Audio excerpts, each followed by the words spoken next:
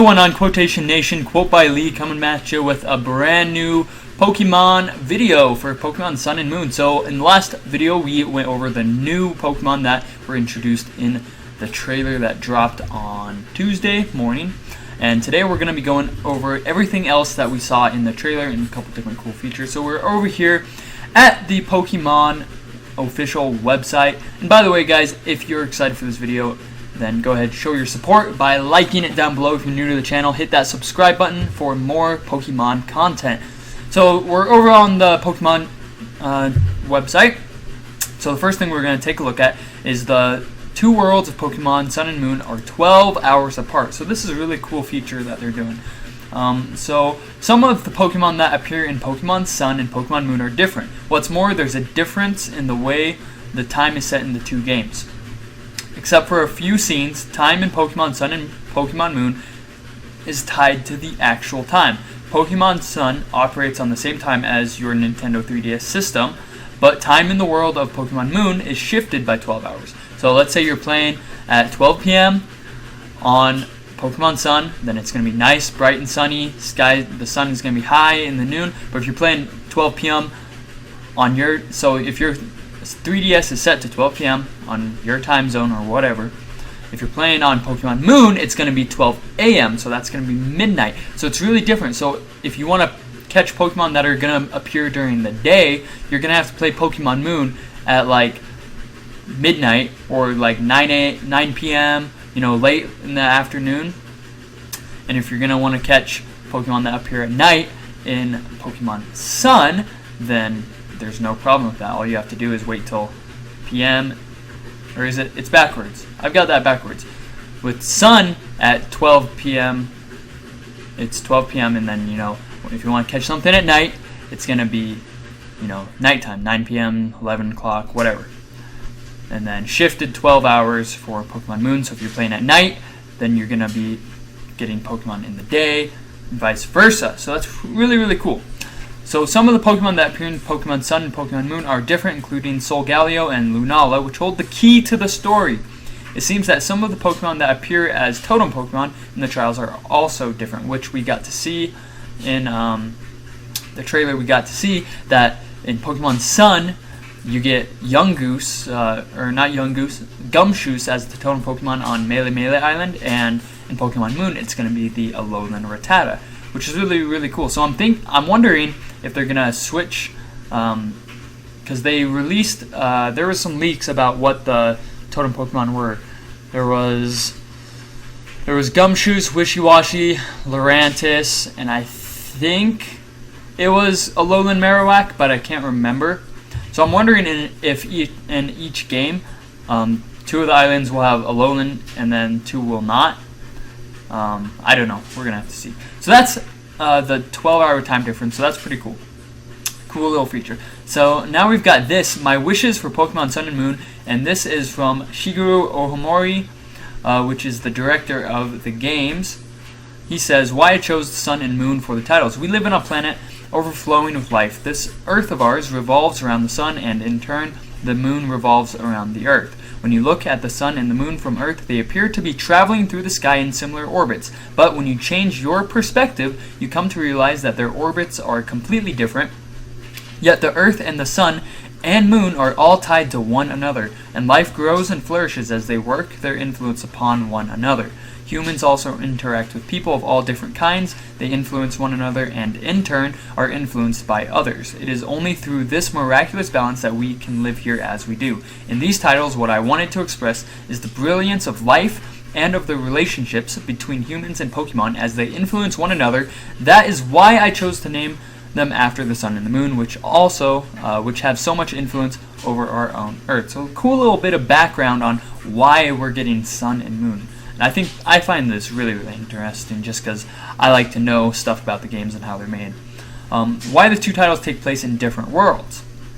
So, between Pokemon Sun and Moon, there is a time difference of 12 hours. This was our first attempt at making such a great difference between two game versions. In Alola region, the Pokemon that you might encounter on the same route can vary between day and night. And so this time, difference allows players to have a completely different experience. So one thing that comes to mind is Florantis and Lurantis, in their description, it talks about how in the day they sit still and they photosynthesize to get up, and then they're more active at night. So I'm wondering if during the day you won't be able to find them because they're off hiding to get their photosynthesis for the night. That's something that I think is more than likely. I think that you're going to be able to encounter Lurantis or Florantis. Is it Flomantis? I don't remember. But one of them, I think you're going to be able to encounter those guys at night. That's just my opinion.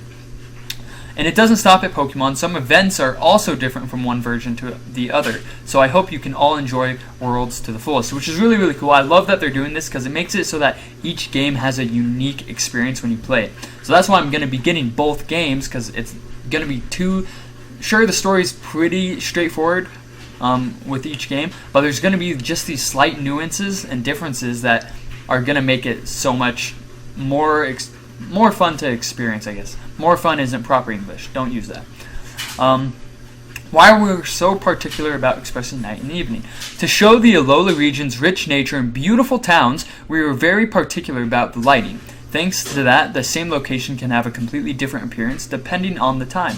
Sometimes wrapped in the gentle glow of moonlight, sometimes illuminated by the crimson of the setting sea, the sun setting over the sea. And this is really, really evident in the Japanese trailer, which I highly encourage you guys to go check out. You get to see a lot more gameplay, and it's really, really just beautiful. At times, the same event will feature different natural phenomena in the two versions, which can only be seen in either Pokemon Sun or Pokemon Moon. So I hope it will be fun for players to compare the two and find these differences. We've poured ourselves into our work so that you can feel an atmosphere and sense of closeness that makes it seem as though you're in the Alola region yourself. So a lot of cool different things, a lot of differences between the games that just make it more fun. Again, there's the more fun, bad English. But yeah, super excited to get both games and see the differences. And now we're going to go over this real quick. Pretty much, they're adding Pokemon Snap. That's all I really have to say about it. There's not much to read. A feature known as the Pokefinder allows you to take pictures of Pokemon you find. It's loaded into the Rotom Dex. When you use the Pokefinder, certain photo spots scattered throughout the region, you can take pictures of Pokemon. The pictures you take will be evaluated, and as you take better pictures, more features like this ability, the ability to zoom in, become available. So really cool. I wish that you were able to do it all over the entire region to just find it, but there's just a couple spots throughout the game. There's probably going to be like one in every single town, maybe one or two on a couple different routes. So there's not going to be a ton of different Pokemon, I think, to take pictures of, but it's still really cool. And I think they're going to have like some kind of social network in-game where you can upload your pictures and people can see them and like them and stuff like that. Not too clear on what it is, but it's cool. Pokemon Snap was one of the best games ever growing up as a kid. I loved playing that game. So, alright. Now we are going to get into the people. So this is the Aether Foundation. We already talked about the Ultra Beasts in the last episode. Go ahead and check that out. We're going to talk a little bit about it in this episode, but first we're going to go over the Aether Foundation. So, the Aether Foundation works in the Alola region. The Foundation's goal is to care for Pokemon that have been hurt. The Aether Foundation has constructed an artificial island called Aether Paradise. There they not only provide shelter for Pokemon, but also conduct various research projects. It seems that the main character will also be able to visit Aether Paradise during the adventure. So that's the little island in the very center, which a lot of people speculated was going to be the Elite Four, but now that we know there's no gyms, there's no gym system, I don't think there's going to even be an Elite Four in this game. This is the Aether Paradise where they help. They're pretty much the good team. They're like opposite of Team Skull. They help Pokemon. Apparently. I don't know. Maybe they're evil. Who knows? So this is Lusamine. The lovely Lusamine functions as the Aether Foundation's president. That's all we get to know. Faba, he is wearing those green goggles. He really likes them, and he is a branch chief. And this is Wick. She's like a mom looking, kinda. She looks like a mom, probably. She's the assistant of the chief of the Aether Paradise, and has a caring personality. And she's loved by all the employees, too. And these are the employees of the Aether Foundation. The employees of the Aether Foundation shelter and care for Pokemon. Their uniforms appear to depend on which division they belong to. And you get to see them in action in the trailer. going up, and they're talking to Team Skull, trying to get a Slowpoke back, and Team Skull's not having it. They're trying to steal it and sell it, get that good. Okay, now let's talk about these two, and we're going to be jumping back to Lusamine in a bit because we've got some pretty cool theories about her. So this is Dexio and Cinna, which were the assistants in Pokemon X and Y, if you guys remember. So Dexio and Cinna will show up as you progress throughout your adventure. These two appeared in Pokemon X and Pokemon Y as the professor's assistants. They'll give you an item called a Zygarde Cube and ask you to collect Zygarde cores and Zygarde cells during your adventure in the Alola region. Cores and cells can be found all over Alola. So this guy, the graphics are so different from Gen 6 because it's like a full body, like sculpture, or not sculpture, what's the word? I don't know, full version. Like he's fully made. He's not just like a little midget sprite. And it looks like he's been working out. He's been putting in work. He's been lifting. Looks like he's been growing too. He looks like this has got to take place like a couple years after X and Y. It's gotta. These people just look so much older. I don't know. Maybe that's just me. So collect Zygarde cores and Zygarde cells. Objects giving off light can be found in various locations around the Alola region. These are Zygarde cores and Zygarde cells. You can collect them in the Zygarde Cube you receive from Dexio and Cinna. If you collect lots of cores and cells, the path to finding Zygarde in Pokemon Sun and Moon may become clear. So that's super cool. You got to collect all these things throughout so that you'll be able to get Zygarde perfect form and whatnot, or 100% form, I guess is what he's technically called. And now we're going to talk about this guy, Gladion. He is the new enforcer that we get to see, new member of Team Skull. So this young man lends his strength to Team Skull as an enforcer. He places a high value on being strong in Pokemon battles. His partner Pokemon is the mysterious type Null. So that's super cool. He gets like this legendary Pokemon, pretty much. It's on par with legendaries. And as far as I know, there's only one. Unless they created multiple type Null, I think there's just the one. So this guy is important. So those are the new things that we saw in the trailer. But there's just a few things that I have some theories about that I want to talk about. So first I'm going to bring up Lily. Let me find her. Lily. Trial Captains, People of Alola. So we talked a little bit about Lily in the last episode and how she has some sort of connection to UB01.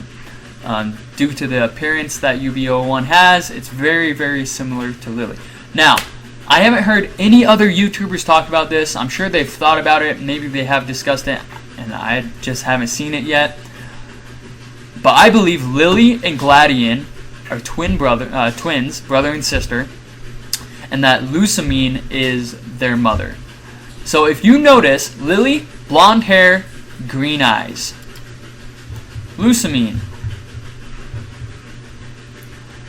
blonde hair, green eyes. And then Gladion, blonde hair, green eyes. That cannot be a coincidence. How many blonde-haired, green-eyed people are walking around in the Alolan region?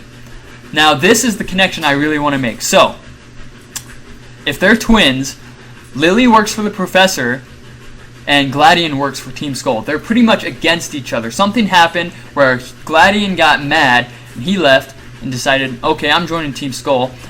And Lily, she has research she wants to do. She's got her own things on her mind, and she wants to go. And their mother is the leader of this constructed island, which created type Null, which Gladion just happens to have. Obviously, it was given to him by his mother, and for whatever reason, he got upset, he left, and he's now with Team Skull. And so type Null was created to combat mythical Pokemon, or it's on par is what it says.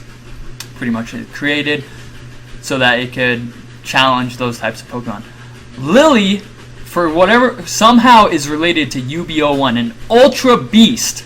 So type Null was created to combat maybe Ultra Beasts, and she's related to this one UBO1 somehow, and there's too much coincidence that he has the Pokemon that is supposed to be a defender against these types of Pokemon, and she's somehow related to this Pokemon just on appearances alone. And then, I don't know, they're all blonde, they all have green hair. It just makes sense. I think that they're definitely related. I think he was given type Null to be a defender because they say that they're researching a lot of the Aether Beasts on, and this, it says that they are researching the Ultra Beasts at the Aether Foundation. And it looks just like Lily.